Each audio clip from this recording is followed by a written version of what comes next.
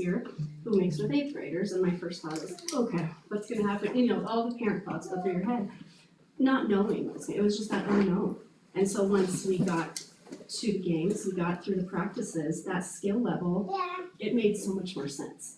You know, I was like, oh, why was I so worried about this? But you don't know until you're there, especially if you're down, you know, in the West and you haven't had no school sports yet, you just don't really know what's to come, you know, and mixing the grades and so a lot of it's the unknown, but I was there too, I was struggling with that too, and then I was like, oh, well, maybe I didn't have to worry about that so much.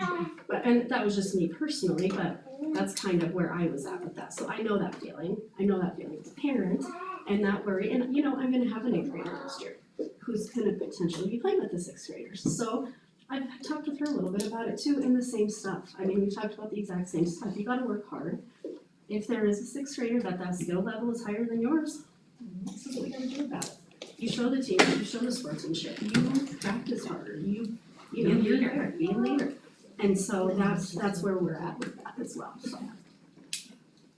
Does anyone have any questions for us, the committee, or any statements? Any parents want to speak up?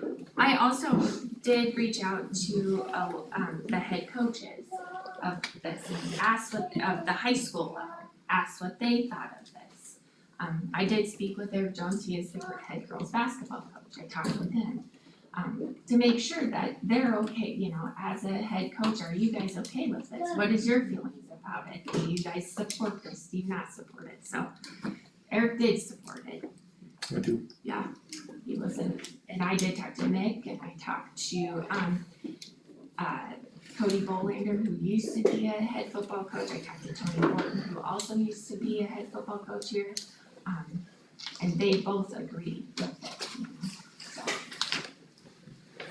I know you did all this work. My question is, you talked about extra financial costs. What are they? I mean, somebody had to put something together or you just dropped the ball, to be quite frank. If you don't know how much it is. It's been done, but what you're asking for again is strictly estimates. That's all I want. We can give you an estimate, and we went through it, and Jamie did a lot of the legwork on what it is, individual cost rate and everything down, and doing it by sport to sport. She's got a spreadsheet she put together, but the variables of it could be from $50 to $39,000. I mean, how do you know until you're there? It isn't gonna be 50, let's be frank about it. But, so we at least know it's gonna be, could be up as high as 39,000. About 4. Yeah, if you had to replace or purchase, if you get an influx and you get 20 new football players and you have to get new equipment for all of them, it's gonna cost some money. And if in doing that, you add 25 kids to every grade because they're just all so excited suddenly, you're gonna go up and everything. But your average number per class for participation is 12 kids. So if you run that same estimate from your numbers over the last 10 years of 24 for each team, then you're looking to add 12 kids from the middle school, you're not looking at a huge increase. We're already budgeted for the 3rd coach and we didn't get one for any of those teams. Football did have 3 coaches, but I don't think it was all the time that they've always had 3. Have you always had 3? I don't know about. We always had 4. 4, yeah, but that's what I'm saying. You've had 3 for the last few years. We've lost a coach in both the sports I coach, and they've never been replaced. Yeah. So, they're still budgeted at 3, but should have been, or used to be at 4, so they've been reduced, and everything else is still at 3, budgeted for, but didn't fill those vacancies, didn't have applicants. We're fortunate enough to get some volunteers towards conference time, and volleyball had one for most of the season and just didn't want to get paid and do those things, but some of that's already accounted for. There's another thing in play with the new policy that,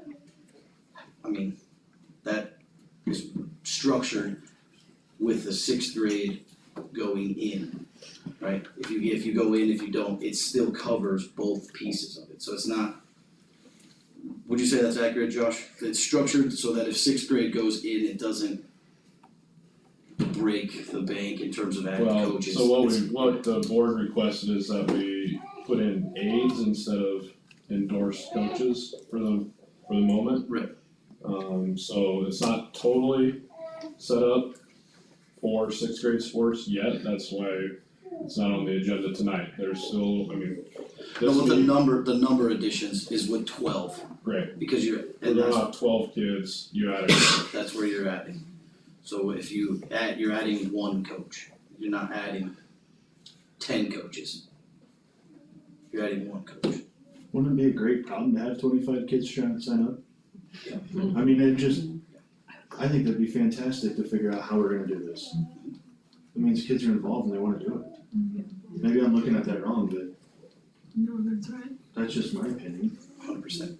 Look, we have 30, Yeah, and we have to hire 2 coaches. I would love to have the issue that here's the thing, right, we're worried about adding sixth grade and that goes through, but if enough people moved in, we could be up against the same deal with the 7th and 8th grade teams as we currently sit with equipment. So you're trying to prevent it, but you're not preventing it, it's just a guess. So the average increase would be 15 to 20? I figured 12 to 15 by adding sixth grade for each sport, and it's a guess, but that's what we've been at for each of those 7th and 8th grade teams over the last 10 years, is that roughly 12 per class. 12 participants. 12 participants, yep, 12 7th graders, 12 8th graders. It may shake out that some years is 16 and 10, I mean, it's just roughly, it's 12 per, to get to the 24 per team sport over the last 10 years average. Okay, I'm gonna ask for any more questions real quick, we need to move on to our second topic, but I'm gonna give you guys a few more minutes. I just have another piece of information, just so everybody is aware, even though middle schools don't fall under the Wyoming High School Activities Association, we still pay for catastrophic insurance for all of our, currently for all, I would say the association, 5th graders through 12th graders. So at Wheatland Middle School, we've been paying for 7th and 8th graders, so that's $7, that includes catastrophic insurance plus the concussion insurance, that's on top of that. So we've been paying that, so we would add the numbers for 6th grade to that. So just as far as like a part of the safety health piece, we've already been paying that catastrophic insurance for our 7th and 8th graders. If I could, I get the neat problem of being on both sides of it, parent and teacher. One thing that is missing at the Wheeler Middle School is those 6th graders are on an island. They don't get to participate with everything else. And we've really found out this year, it's a rough 6th grade class. They're wild little turds. But if they had that out, you know, that would help us as teachers. Give them something to do, give them a job. And then as a parent, my son wrestles, plays football. If you have a kid, they're gonna get hurt. If you're a parent, you realize that. You try to limit the injuries and stuff, but things happen. But if a parent signs their kid up, they're giving your approval. So I think that we should think what's best for these kids, and if it comes down to getting money and grants, then we work at it from there. Anybody else? Wanna limit anybody? Everybody good? Thank you, everybody. Alright, Yeah, thank thanks for you the committee, a lot of guys. work. Thank Well you. done. Thank you. Awesome. Good job. And I appreciate all the emails that I received from parents on this. There was a lot of work you guys did and a lot of stuff came into it, so thank you. Alright, we're gonna talk about the stadium bleachers now. Jim, maybe you can start, and you have a representative here too, that you can share whatever you wanna. We brought some seats in, it'd be interesting, is this the exact seat that was on the post, or the one up there? These are a little different, this one. Yeah, What you put in there, a little bit more cut out. Just, quick rundown on this, we wanted just one more time, just to give you guys kind of a fill in. Last time, we were missing some information, there's been a lot of questions on just what they look like, who's facing some of that. And whether we decide to move forward now, whether we decide to move forward in the future, just so we can get kind of some of this planning stage done on this is what it's offered, this is what it could look like. And so I did ask Nathan with Norcon to come and just kind of share and answer any of your guys' questions on some of the spacings. I know that was one of the big questions, is just how much knee room to all that kind of stuff. So I'm gonna let him just kind of come up and share questions about certain aspects of these. I figured it'd be easier to cut out the middleman of me trying to answer it and let him begin. So, for sure. Appreciate you guys having me out. So, as Jim was saying, this is gonna most closely resemble the seating that's gonna be on the bleachers that have been proposed. Large difference is upholstered versus polymer. We've been talking polymer is typical for gymnasium. You got kids can be destructive.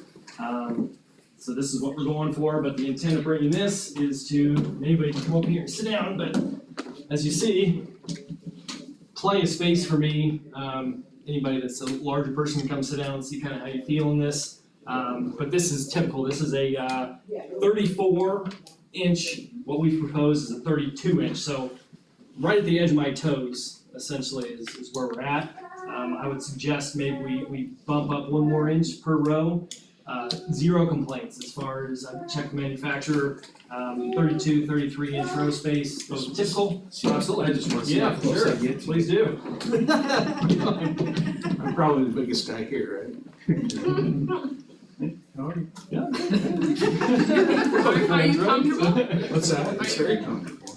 Are you I lying? like the back support. Now, Robert, simulate a high school kid and stand on the seat. Start jumping up and down. Don't shake your head at me, you know they'll do it. Well, they may try. They don't sit. It is comfortable, I like the back support though. That's what we're missing right now. And that's right, I figured, go ahead and sit on this too. This is zero cushion, but it's the same premise. This is a legitimate chair versus what people are accustomed to is just a plastic module that your butt sits on. So it's still got that back support, right? Yeah, it makes you sit up straight. Yeah, and again, this is a different chair completely. This mimics the design. It's meant to tip down, telescope fold in. This is actually meant for put on an outdoor grandstand at a football stadium. So it's completely different. I only bring this 2 reasons to show you chair size and polymer construction versus upholstery. So that's the intent of that chair. Otherwise, this is a telescoping platform application, and this is what they're going to look like when they're up. Just imagine kind of the polymer look. So it will have the ones that on our proposal, because I thought I understood from the last meeting and then I was questioned and then I got confused. Sure. Will our seats have the cushion or no? Currently, no. Okay. And that is, I've not done a high school, middle school yet where they picked a fabric just due to. Nacho cheese. Yes. That's why I'm asking. If it's available, you can do it. Nacho cheese. No, I've not personally done one. Polymer only. Well, the booster club could always sell the pads again. Just There put you that go. out. But it is completely different. I mean, bench module, which again, 9.5 out of 10 gyms have a plastic module, a polymer module.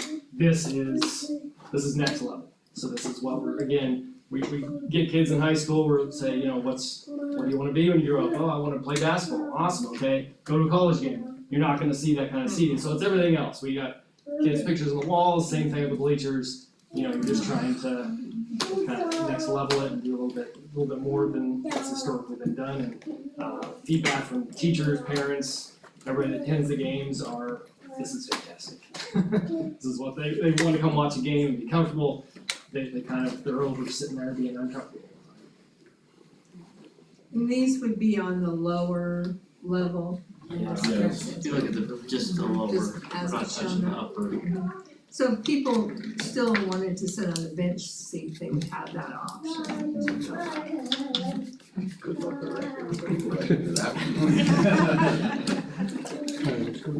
But it's currently all like three sections, the whole lower section, but all 3 sections across, one for seating. which gives us And right then at 300 seats on the lower side. Okay. Then we'll have the handrail there. I've had a lot of people ask for that. Same. Yeah. However, I have not been to Glen Rock's gym. Hear that they have half and half. Their student section's open, bench, everything else is. Each end has a section of just Right, bench seating, yeah, but they got the two And then main, and then their student section is bench seating. yeah, Only the student section. Student section, like at half court, is bench seating for students, and then on the ends, there's a section on each end that is bench seating as well. But it's wider, so it carries the same platform. Like, so a row would have bench seating, sections of chair seating, and then down at the other end would be a section of bench seating again, but the width of that platform stays the same. So there's more room in their bench seating as well. Is that an option? You worry about the students or? I'm still worried about the guy that's bigger than Robert, or woman, or You person. can go upstairs. Bring us up the front row. Yeah. You're never gonna satisfy everybody. I'm completely aware of that. you wanna speak about a bigger guy, I'll tell my story. Every facility we have here has crashed benches, and I've ripped 2 pairs of jeans because they fold on them, and then they rip my jeans. So if we wanna talk about how good benches are, I think they suck.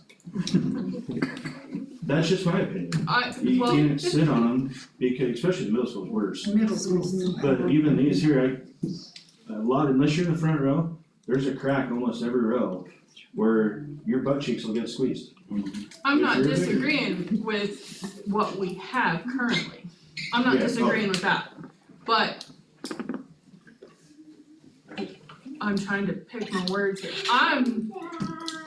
I might not have trouble this way, but I got trouble this way in the auditorium that we already have. So, like, I don't get me understand. wrong, I'm not disagreeing, that wasn't gonna come out how I meant it either. I've had my butt pinched at the middle school as well. By the bleachers, but I'm not disagreeing that we don't have an issue, I'm just questioning what we're investing in going forward. So a larger project, Just on that side, I did go measure all the auditorium. With this setup, it gives us 6 more inches of knee space, just so everyone kind of can visualize, how tight that is. So we do gain 6 inches of change with these ones. Mrs. Fox, also to address the auditorium, when we designed that, we wanted to be able to keep at least 400 seats, because it's the only facility in our county that has a stage and everything. So we wanted to keep a certain number of seats, and so to do that, there are adjustments in the seating depth, and some of the seats are a little bit narrower. So like, if you sit in the middle lower section, it's a little bit tighter there than it would be on the upper wings. But we had to do that to keep a certain number of seats for that space. This is a little different. I think there's knee space there. I think there's currently 5 schools in our conference that have chair style seating. Wheatland, Newcastle, and who's the other one that doesn't? One other one doesn't. What's that? No, Moorcroft does. Rollins is. Moorcroft doesn't. Rollins does not. But all the rest have either a full chair or the back. And I've sat in all of them and I fit fine. I don't have the longest legs, but I'm a big guy. The bench style seating, when you look at the chair, is 18 inches wide. So yes, number to number, it looks like we're losing seats, but I take up two spots. I know if you bring your own chair, you're taking up more than the 18 inches.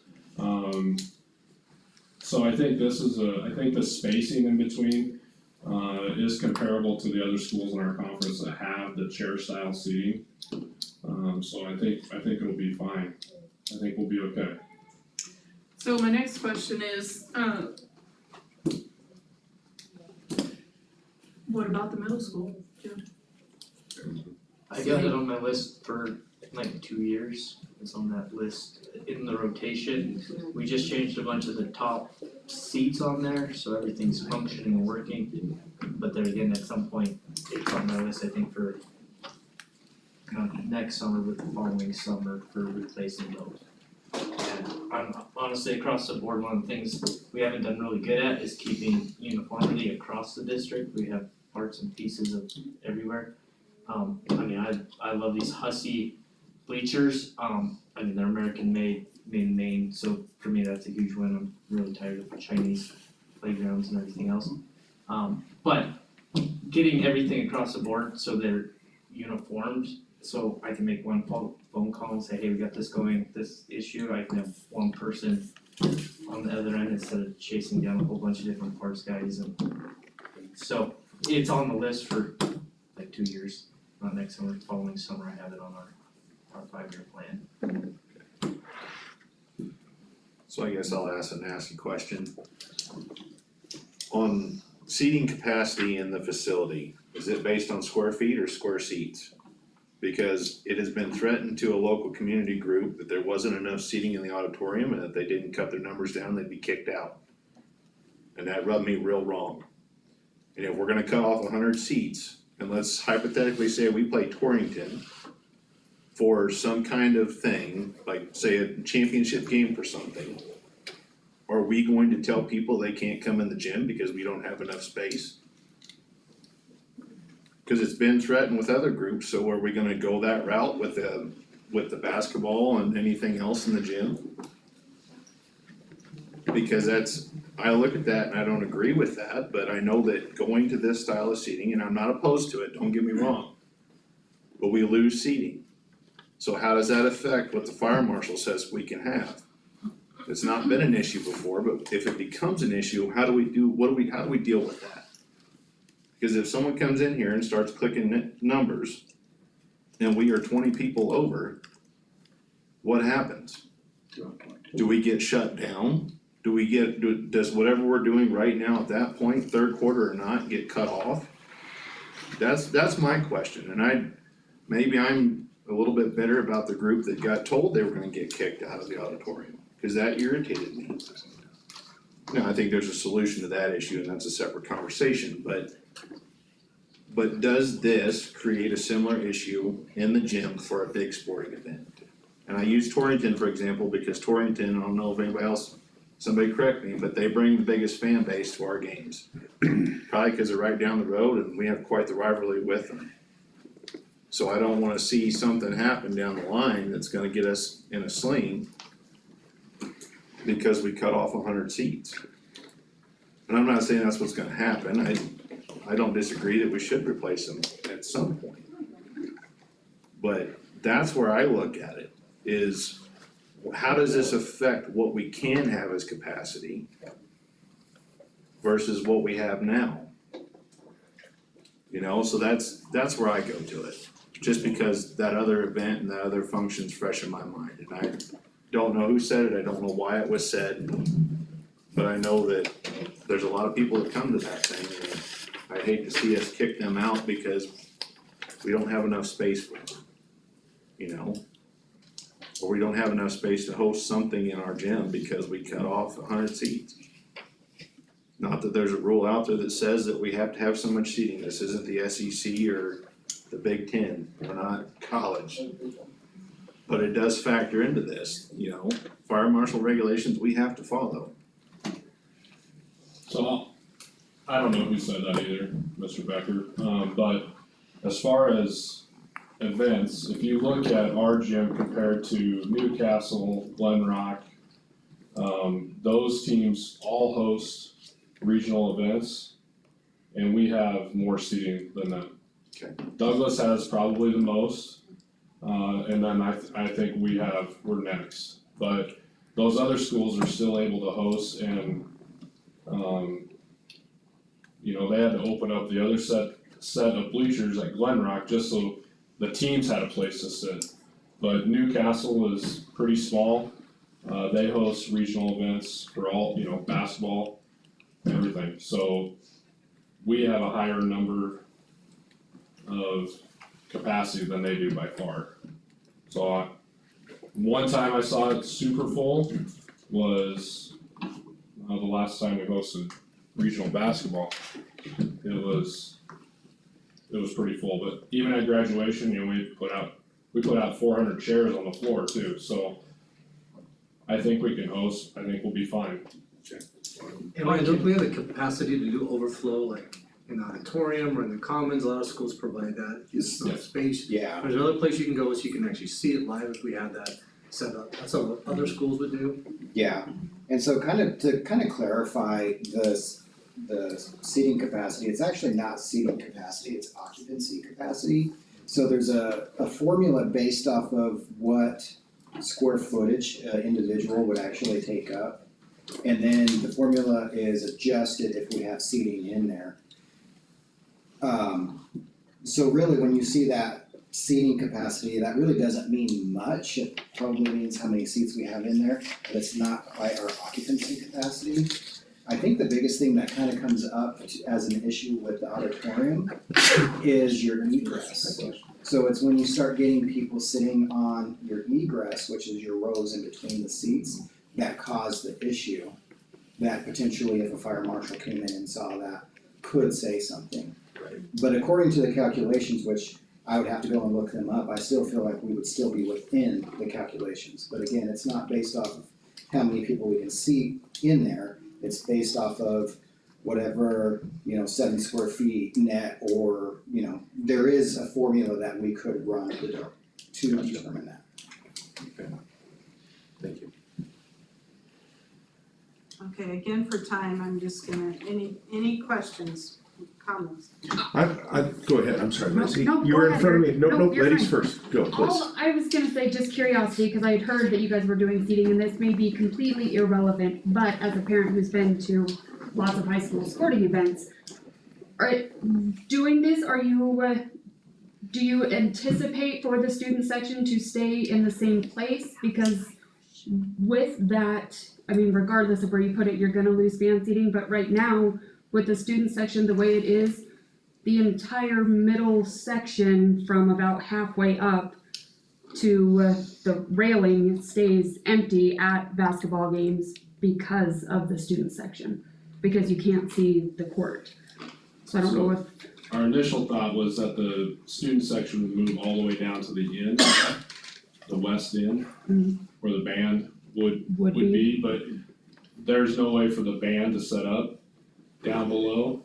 And we've had them up above before, and that's probably where they would have to go. They'd have to go back up above again with this current setup and proposal. Okay.